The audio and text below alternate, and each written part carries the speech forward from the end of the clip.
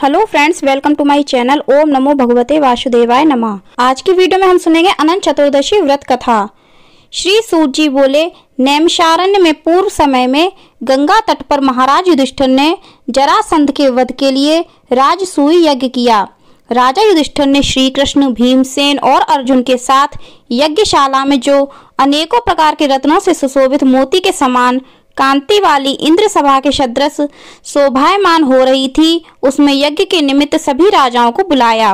उसी समय गांधारी का पुत्र दुर्योधन उस यज्ञशाला में आया।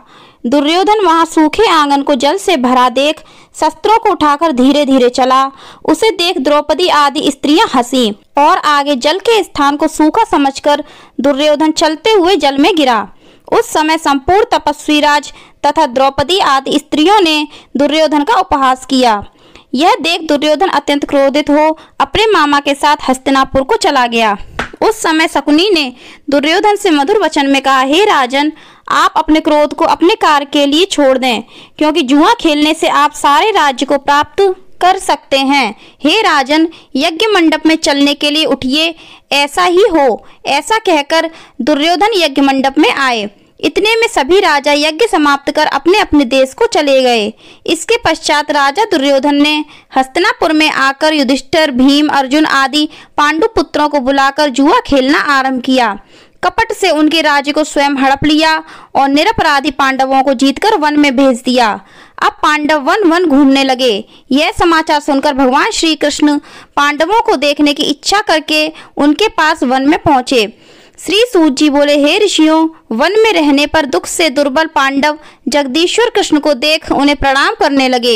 युधिष्ठिर बोले, हे जगदीश्वर, परिवार सहित मैं बहुत दुखी हूँ। इस दुख के सागर से मुक्ति का उपाय बतलाइए। हे भगवान, किस देवता की पूजा से हम अपना राज्य प्राप्त कर सकते हैं, अथवा किस व्रत को करूं जिससे आपके प्रसाद से मेरा हित हो। श्री कृष्ण बोले, हे युधिष्ठिर, श्री अनंत भगवान का पूजन व्रत पुरुषों तथा स्त्रियों को करना चाहिए। इससे सभी मनोरथों के पूर्ण होने के साथ सब पाप नाश हो जाते हैं। तब युधिष्ठिर बोले, हे श्री कृष्ण जी, आपके कहे हुए ये अनंत भगवान कौन हैं?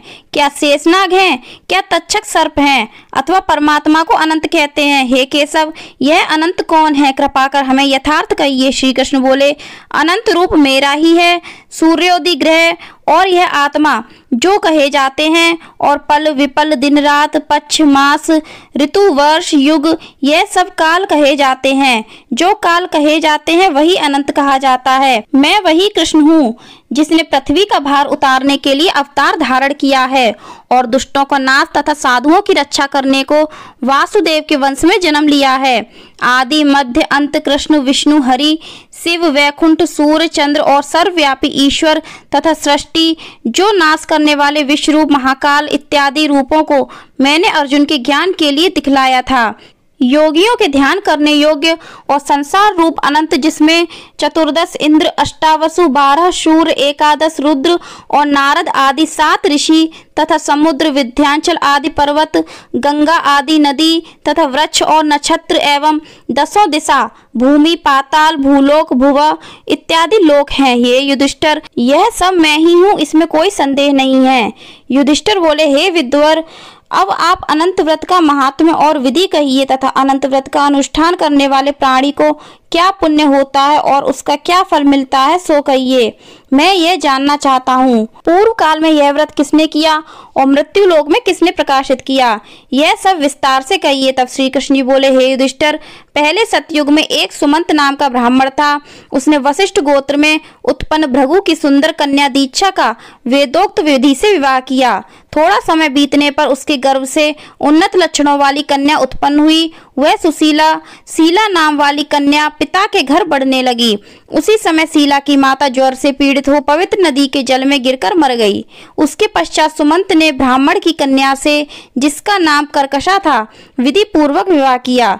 दुष्ट स्वभाव कर्कशा नित्य झगड़ा करने वाली थी। उसकी सौतेली शीला नाम की कन्या अपने पिता के घर में भीत पर और खंबा पर तथा दहली पर चित्रकला में, तोरण आदि में चतुर थी। नीले, पीले, काले इत्यादि रंगीन चित्र विचित्र से सतीये, शंख, कमल बारंबार बनाया करती थी। इस प्रकार बहुत काल व्यतीत हुआ और इस प्रकार वह कौमार्य अवस्था वाली शीला को देख सुमंत ने चिंता की कि यह कन्या मैं किसको दूं, और इस विचार से दुखी हुआ। उसी समय वेद के जानने वालों में श्रेष्ठ और स्त्री की इच्छा करने वाला कांति युक्त मुनियों में श्रेष्ठ कौटिल्य ऋषि वहां आए और बोले, हे सुमंत, तुम्हारी सुंदर कन्या शीला को मैं वर्ण करना चाहता हूँ। तब सुमंत ने शुभ दिन में श्रेष्ठ मुनि एक धर्म पुरुष कौटिल्य नामक ऋषि से अपनी कन्या का विवाह कर दिया। श्री कृष्ण जी बोले, हे युधिष्ठिर, गृहस्थ सूत्र की कही हुई विधि से विवाह किया। उस समय मांगलिक कार्य किए गए तथा स्त्रियों ने मंगल गान किया। ब्राह्मणों ने स्वस्ति वाचन तथा बंदीजनों ने तुम्हारी जय हो घोष किया। यह विवाह क्रम संपन्न होने पर अपनी पत्नी कर्कशा से सुमंत बोले, हे प्रिय, दामाद को संतोष करने के लिए कुछ दहेज देना उचित है। ऐसा वचन सुनकर कर्कशा ने क्रुद्ध होकर अपने घर के संपूर्ण पदार्थों को एकत्र कर उन्हें पेटी में बंद कर अपने पिता के घर जाने को कहा और भोजन के बचे हुए पदार्थ मार्ग में भोजन के लिए रख लिए। सुमंत से बोली कि घर में धनादि कुछ भी नहीं है, देख लो। हे युधिष्ठिर, ऐसे वचनों को सुन वह महादुखी हुआ। विवाह के पश्चात कौटिल्य अपनी पत्नी शीला को रथ में बिठाकर वहां से धीरे धीरे चले। मार्ग में पुण्य रूपा यमुना नदी को देख उसके किनारे रथ खड़ा कर नित्य कर्म करने को चल दिए। दोपहर को भोजन के समय उसी यमुना तट पर उतर शीला ने लाल वस्त्र पहने हुए बहुत सी स्त्रियों को देखा जो अनंत चतुर्दशी में भक्ति पूर्वक जनार्दन भगवान की पूजा कर रही थी। उन स्त्रियों के समीप जाकर धीरे से पूछा, हे भार्याओं, कृपा कर आप मुझसे कहो कि यह आप किसका व्रत कर रही हो और इस व्रत का क्या नाम है। शीलवती सुशीला के ऐसे वचन सुनकर संपूर्ण स्त्रियां बोली, हे शीला, इसका नाम अनंत व्रत है। इस व्रत में अनंत देव की पूजा की जाती है। यह वचन सुनकर शीला बोली, मैं भी इस उत्तम व्रत को करूंगी। और स्त्रियों से पूछा, इस व्रत का क्या विधान है और इसमें क्या दान आदि होगा तथा किस देवता की पूजा होती है। उसके यह वचन सुन सब स्त्रियां बोली, हे शीला, अच्छे अन्न का एक सेर मालपुआ बनवावें, जिसमें से आधा भाग ब्राह्मणों को दें, आधा आप भोजन करें और कृपणता को त्याग कर शक्ति अनुसार ब्राह्मण को दक्षिणा दें। किसी नदी के किनारे अनंत का पूजन करें। कुशा का शेषनाग बांस की टोकरी में स्थापित करें। फिर उस शेषनाग का आवाहन प्राण प्रतिष्ठा करके स्नान करावें और वेदी पर चंदन, पुष्प, धूप, दीप और बहुत प्रकार के नैवेद्य अनेकों प्रकार के पकवानों से उनकी पूजा करें। उस शेषनाग के आगे कुमकुम से रंग कर उसमें 14 गांठ लगाकर उस डोरे का पूजन कर पुरुष अपने दाएं हाथ में और स्त्री अपने बाएं हाथ में बांधते हैं। बांधते समय यह मंत्र पढ़ें, हे वासुदेव, इस संसार रूपी सागर में डूबते हुए मेरा उद्धार करें। ऐसा श्री अनंत सूत्र है, उसके लिए मेरा नमस्कार है। तदनंतर सूत्र को हाथ में बांधकर अनंत की इस कथा को सुने और संसार रूपी नारायण अनंत का ध्यान करें। हे शीला, इस प्रकार हमने तुमसे इस व्रत का विधान कहा। श्री कृष्ण जी बोले, हे युधिष्ठिर, उस शीला ने स्त्रियों के ऐसे वचन सुन अति आनंद को प्राप्त होकर हाथ में 14 ग्रंथि युक्त डोरा बांधकर इस व्रत को किया। कार्य के अर्थ जो भोजन दिया गया था आधा ब्राह्मण को खिलाया, शेष आप दोनों ने भोजन कर आनंद से पति के साथ बैलगाड़ी में बैठ घर गईं। उस समय से शीला को व्रत का प्रभाव मालूम हुआ। अब अनंत व्रत करने से गौ, धन और लक्ष्मी से उसका घर परिपूर्ण हो गया। अतिथि के सत्कार में शीला सदा लगी रहती थी। वह माणिक के स्वर्ण मोतियों के हारों से सुसज्जित हो गई। देवताओं की स्त्रियों के समान धन पुत्र आदि से युक्त हो, सावित्री के समान पतिव्रता हो, पति के साथ आनंद से रहने लगी। किसी समय उसके पति ने शला के हाथ में अनंत का डोरा बंधा देखा और पूछा, हे शीला, इस डोरे को क्यों धारण किया है। शीला बोली, हे स्वामी, जिसके प्रसाद से मनुष्य इस लोक में धन धान्य आदि संपदाओं को पाते हैं, उसी अनंत के डोरे को मैंने धारण किया है। शीला के ये वचन सुनकर उसके पति कौटिल्य ऋषि ने लक्ष्मी के मद से अनंत के डोरे को तोड़ डाला और बोला, यह अनंत कौन है। उस मूढ़ ने डोरे को जलती हुई आग में डाल दिया। तब हाय हाय कर दौड़ती हुई शीला ने अनंत सूत्र को अग्नि से निकालकर दूध में डाल दिया। इन कर्मों के फल से कौटिल्य के सब ऐश्वर्य नष्ट हो गए। चोर उसकी गौ चुरा ले गए, आग से उसका घर जल गया। जो जो पदार्थ जिस प्रकार से आया उसी प्रकार से चला गया। अपने स्वजनों से कलह तथा बंधुओं से नित्य प्रति झगड़ा होने लगा। उसी अनंत के डोरे को तोड़ने से घर में दरिद्रता आ गई। भगवान बोले, हे युधिष्ठिर, उससे कोई मनुष्य बोलता भी न था। पीड़ित शरीर से अत्यंत दुखी होकर वह बोला, हे शीले, मुझे अकस्मात शोक होने का क्या कारण है। मेरा सब धन नष्ट हो गया है, कोई मुझसे बात नहीं करता और देह में नित्य प्रति पीड़ा होती है। हे शीले, मुझसे क्या अपराध हुआ है और क्या करने से मेरा कल्याण हो सकता है? पति के ऐसे वचन सुन शीला बोली, हे स्वामी, आपने जो अनंत के डोरे का आक्षेप किया उसी के पाप का यह फल है। हे महाभाग, भविष्य में द्रव्य आदि सब होंगे, परंतु उसके लिए उपाय करो। शीला के वचन सुन वह अति दुखी हो तप करने का संकल्प ले वन में जा आयु लक्षित करके तप का विचार करने लगा कि ऐसे जगदीश्वर अनंत का दर्शन, जिसकी प्रसन्नता से द्रव्य आदि पदार्थ मिलते हैं और उसके हस्तक्षेप से सब पाप नष्ट हो जाते हैं, कहाँ पर मिलेंगे। वहां उसने फलों से संपन्न एक वृक्ष देखा जिसमें कीड़े पड़ गए।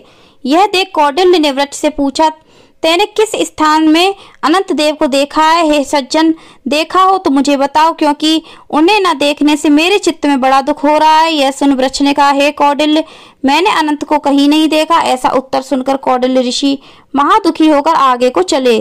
श्री कृष्ण जी बोले, हे युधिष्ठिर, अनंत के दर्शन की लालसा करते हुए ऋषि ने वन में इधर उधर घूमती हुई बछड़ों सहित गौओं को देखकर उसने गाय से पूछा, हे धेनु, तूने अनंत को देखा हो तो बता। यह सुन गाय ने कहा, हे द्विज, मैं अनंत को नहीं जानती। आगे चलकर एक बैल को देखा। ऋषि ने उससे भी पूछा, हे गौ स्वामिन, तूने अनंत को देखा? बैल बोला, मैंने अनंत को नहीं देखा है। तब कौटिल्य ऋषि ने आगे चलकर 2 पुष्करमणियों को देखा, जिनके कल्लोल से परस्पर लहरें मिल रही हैं और कमल कुमुदनी बहुत प्रकार से शोभा दे रही हैं तथा भ्रमर, हंस, चकवा तथा सारस, बगुला जाति के पक्षी क्रीड़ा कर रहे हैं। उस कौटिल्य ने पुष्करमणियों से पूछा, तुम दोनों ने अनंत को देखा है? यह सुन पुष्करमणियों ने उत्तर दिया, हे द्विज, हमने अनंत को नहीं देखा। आगे चलकर उसने गधा तथा हाथी को देखकर उनसे पूछा, तुमने अनंत को देखा है? उनसे भी संतोषजनक उत्तर न मिलने पर उसकी आशा नष्ट हो जाने से वह वन में बैठ गया। हे युधिष्ठिर, कौटिल्य जीवन की आशा छोड़कर विह्वल हो बहुत गर्म श्वास छोड़ता हुआ पृथ्वी पर गिर पड़ा। थोड़े समय में सावधान होने पर, हे अनंत, ऐसा कहते हुए कौटिल्य ने उठकर संकल्प किया कि प्राणों को छोड़ दूंगा। हे युधिष्ठिर, तब वृक्ष पर मरने के लिए फांसी डाली। तभी अनंत जी प्रत्यक्ष होकर आ गए। ब्राह्मण का रूप धारण किए अनंत ने कहा, हे द्विज, इधर आओ, और उसका दाहिना हाथ पकड़कर पर्वत की गुफा में चले गए। वहां सुंदर स्त्री पुरुषों से युक्त उस ऋषि को अपनी पुरी को दिखाया। वहां पर एक दिव्य सिंहासन पर बैठे और शंख, चक्र, गदा, पद्म और गरुड़ सहित विश्व रूप अपनी विभूतियों के भेदों से अधिक तेज और कौस्तुभ मणि सहित वनमाला धारण किए हुए थे। उन देवताओं के देव जो किसी से पराजित न होने वाले हैं, उन विश्व रूप को कौटिल्य ऋषि देखकर उनकी स्तुति करने लगे। हे पुंडरीकाक्ष, मैं पापी हूँ, पाप कर्म करने वाला पापात्मा हूँ। मैं पाप से उत्पन्न हूँ, आप मेरी रक्षा करें और मेरे पापों को हरें। हे जगदीश, आज मेरा जीवन तथा जन्म दोनों धन्य है। तुम्हारे चरण कमलों पर मेरा मस्तक भ्रमर के समान स्पर्श कर रहा है। कौटिल्य ऋषि के वचन सुनकर अनंत देव मधुर वाणी से बोले, हे कौटिल्य, तुम निर्भय होकर अपने मन की बात मुझसे कहो। तब कौटिल्य बोले, मैंने अपनी संपत्ति के घमंड में आकर अनंत का डोरा तोड़कर उसकी निंदा की, जिससे मेरी सब संपदा नष्ट हो गई। स्वजनों से नित्य झगड़ा होता है और मुझसे कोई बात भी नहीं करता। महादुखी होकर तुम्हारे दर्शनों के लिए आया हूँ। अनंत भगवान की कृपा से दया पूर्वक आपने मुझे दर्शन दिया। मैंने जो पाप किया है, कृपया करके उसकी शांति का उपाय मुझे बतलाइए। श्री कृष्ण जी बोले, हे युधिष्ठिर, भक्ति से संतुष्ट होकर अनंत देव क्या ना देवें। अनंत भगवान बोले, हे कौटिल्य, विलंब मत कर, अपने घर को जा और 14 वर्ष तक भक्ति पूर्वक अनंत व्रत कर। तू सब पापों से छूटकर सिद्धि को प्राप्त करेगा। तेरे पुत्र पौत्र होंगे तथा सुखों का उपभोग करेगा। अंत समय में मेरा स्मरण होगा और निसंदेह अमर पद को प्राप्त होगा। संपूर्ण लोगों के उपचार के लिए मैं तुमको और भी वर देता हूँ। संपूर्ण विधि से इस व्रत की कथा पढ़ने वाला और शीला के समान इस अनंत का व्रत करने वाला इस व्रत के प्रभाव से जल्दी ही सब पापों से छूटकर परम गति को प्राप्त करेगा। हे कौटिल्य, तू जिस मार्ग से यहाँ आया है उसी मार्ग से अपने घर को जा। तब कौटिल्य बोला, हे स्वामी, मैंने वन में घूमते हुए एक आश्चर्य देखा, वह आपसे पूछता हूँ, कृपा कर आप उत्तर दीजिए। वह आम का वृक्ष, गौ, बैल, कमल आदि से शोभायमान पुष्करणी, गधा और हाथी, हे देव, यह सब कौन है? आप इन सूत्रों का वृत्तांत मुझसे कहिए। तब अनंत जी बोले, हे कौटिल्य जी, आम का वृक्ष पूर्व जन्म का जो विद्यार्थियों को विद्या दान न देने के कारण वृक्ष हुआ, वह गौ पृथ्वी है। उसने पूर्व जन्म में बीज को चुराया है। और वह बैल धर्म है। धर्म और अधर्म के कारण वे दोनों पुष्करणी हुई हैं। वे पूर्व जन्म में कोई ब्राह्मण जाति की दोनों भगिनी थीं जो धर्म करती थीं। वह परस्पर रहती थीं और उन्होंने ब्राह्मणों, अतिथि और दुर्बलों को कुछ भी भोजन आदि पदार्थ नहीं दिया था। याचकों को भिक्षा भी नहीं दिया। उस पाप कर्म से परस्पर लहरी और जल एकत्र होता है। वह गधा क्रोध है, वह हाथी मद है और वृक्ष ब्राह्मण है। मैं अनंत हूँ और वह कंदरा संसार है।